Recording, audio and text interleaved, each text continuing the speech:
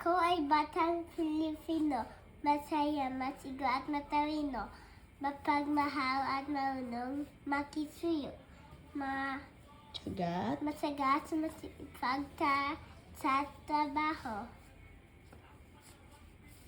Ako ay batang Pilipino, marunong magsabing ng po at opo, mataduin sa magulang at guro, may disiplina na saan ng dako.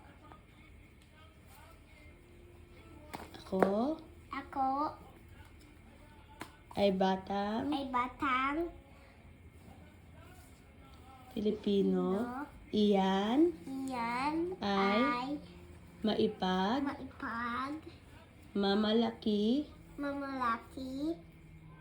ko. Dalangin ko'y maging